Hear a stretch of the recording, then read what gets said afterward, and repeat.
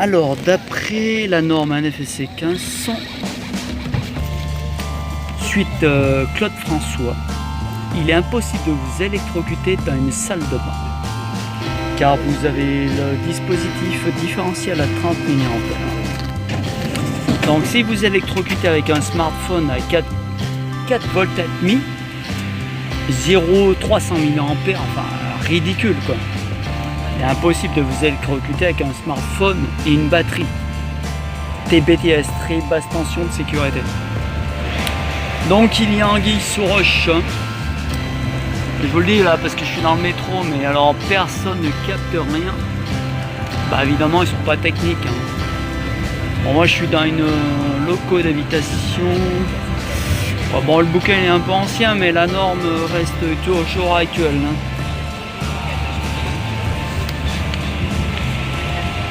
Donc, mis à part avoir une rallonge qui trempe dans votre baignoire en 220 volts et qui n'a pas de différentiel de 30 mA, évidemment, vous risquez votre vie.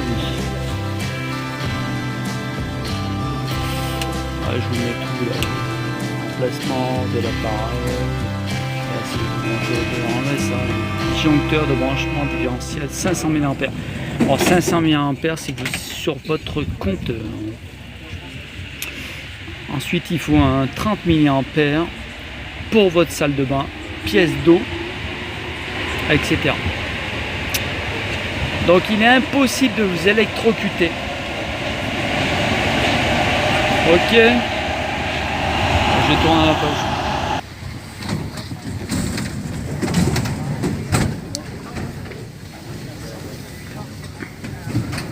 Ça c'est le compteur, disjoncteur de branchement différentiel 500 mA, c'est le compteur. 30 mA, c'est les sous-divisions du compteur. Ok. Pièce d'eau. Salle d'eau. Bon, c'est idiot ce que je fais, mais je suis obligé d'un... je suis obligé d'avertir. Disjoncteur, différentiellement. Classe 2. Alors, en classe 2, c'est vous avez un transformateur par exemple. Donc il est impossible que le 220 passe directement dans la baignoire. Je continue. Alors interrupteur, commutateur, va-et-vient, bouton, interrupteur. Qu'est-ce qu'ils disent là, l'interrupteur 6-10 ampères, bon évidemment 10 ampères ça suffit largement, ça fait 2200 watts.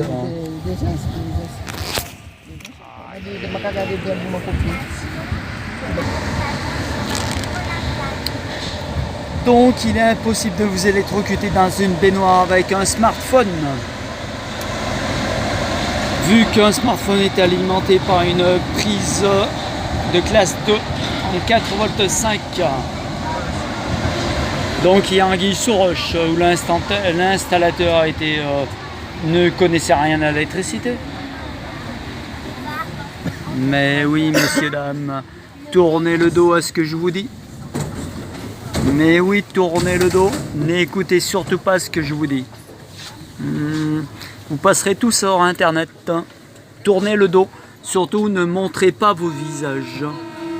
Là, je vais avoir un nombre de vues incroyable, ça je vous le dis. Ne regardez surtout pas.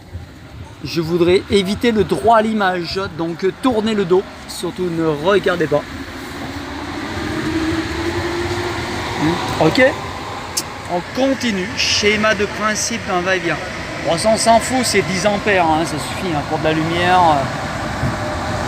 De toute façon, maintenant les habitations pour mettre un transfo de classe 2 et alimenter tout ce qui est lumière en classe 2, c'est-à-dire en très basse tension de sécurité.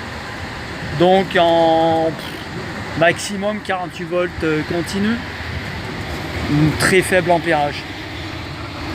Avec la technique, on l'a. Alors nous reprenons après la pause. Alors, généralité, je vais vous le lire parce que dans les salles, les salles d'eau, buanderie, cave, séchoir, cellier, garage. Protéger un chute goutte d'eau, les chutes, les gouttes d'eau. Alors ça, vous faites un espèce de siphon avec schéma. Alors, lorsqu'un appareil de classe 2 est raccordé à une canalisation, la boîte de connexion, foyer lumineux. Enfin, tout ça, c'est très vieux, mais de nos jours, on a de la classe 2 en très basse tension de sécurité. Ok. Je leur ai dit de tourner le dos, mais bon. Attends, on va faire comme ça, tiens, on peut faire un cache. Donc renseignez-vous sur la NFC 1500. Ok.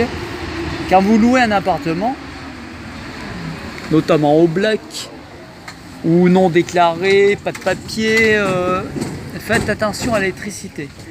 Parce que celui qui déclare un appartement, forcément, il se met aux normes. Donc forcément, il est au top niveau de la NFC 1500.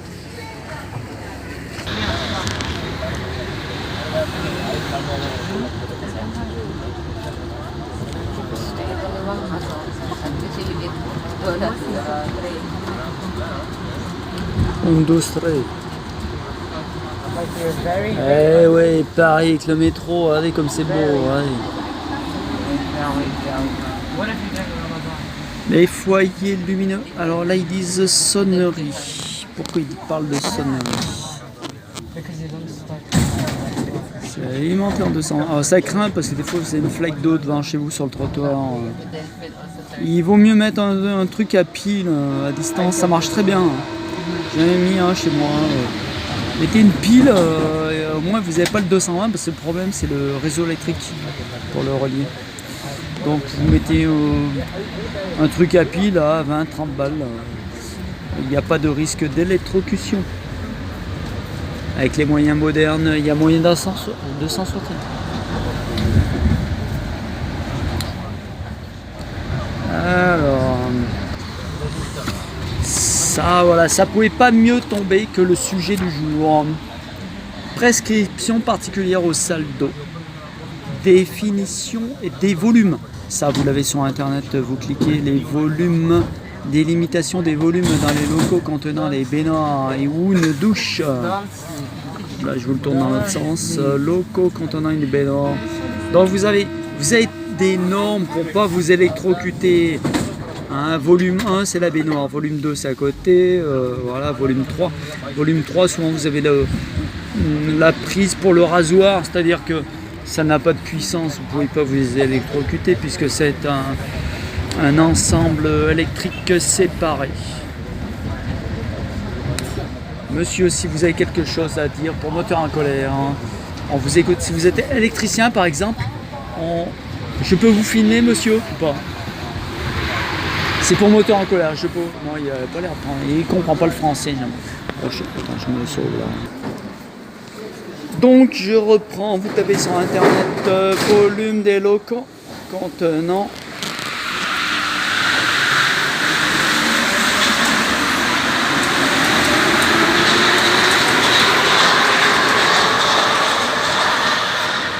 voilà, donc dans le métro, vu que ça prend du temps, prenez par exemple un livre. Alors c'est très vieux ça, c'est de la récup. Locaux d'habitation.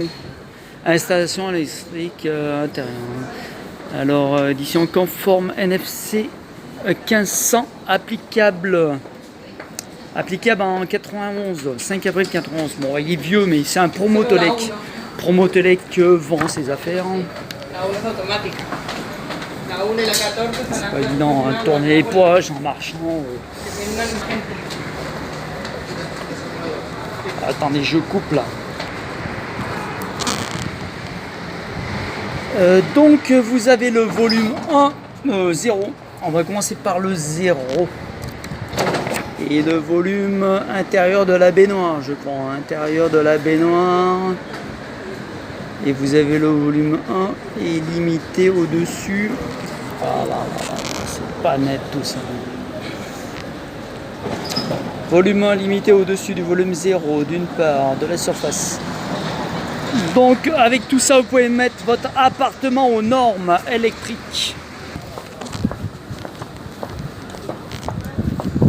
Donc je vous le lis parce que là ça va pas être lisible. Vous avez le volume 0, le volume 1, le volume 2 et le volume 3. Tout ça, ça se passe dans une salle de bain. Donc le volume 1 est au-delà de la baignoire. Le volume 2 est limité d'une part de la surface verticale. C'est dur de lire en marchant. Le volume 3 est limité d'une part de la verticale à 2,40 m. Équipement électrique. Ouais, si, j'arrive.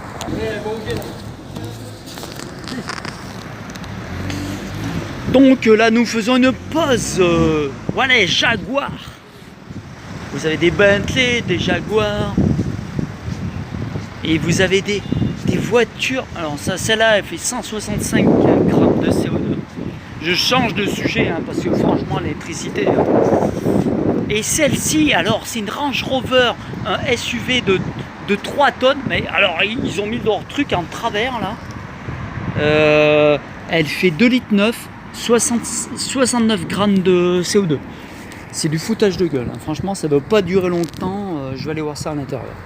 Donc, je suis rentré pour lire. Elle fait 2,9 litres, c'est bien ça. Elle est classée A. CO2, gaz à effet de serre. Elle ne coûte que la modique somme de... J'en sais rien. Voilà, vous avez ce magnifique SUV qui consomme 2,9 litres au 100. N'est-ce pas joli? Voilà. Range Rover. Une de mes marques préférées. Ah, sinon, pour la modique somme de 70 100 € TTC. Par contre, je sais pas, ça. Enfin, c'est du beau matériel, hein. On peut pas rechigner. Hein. Au revoir.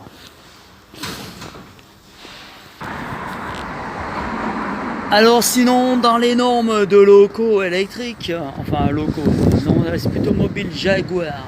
Regardez ce magnifique SUV de 3 tonnes au moins, ne consomme que 0 litre au 100. Elle est classée A car elle est 100% électrique. Elle est nucléaire, radioactif, mais elle ne consomme pas de CO2. Enfin, elle n'émet pas de CO2. Donc le Range Rover est comparable au Jump 0% de CO2. Bon, on oublie de compter le nucléaire. Il faut faire péter du granit en Afrique à grands coups de dynamite. Caterpillar qui bouffe du diesel, ça vient de 10 000 km. Bon, voilà, bon ça on oublie, mais en gros, voilà, votre centrale nucléaire n'émet pas de CO2. Mis à part que l'uranium, il a bien fallu le chercher quelque part.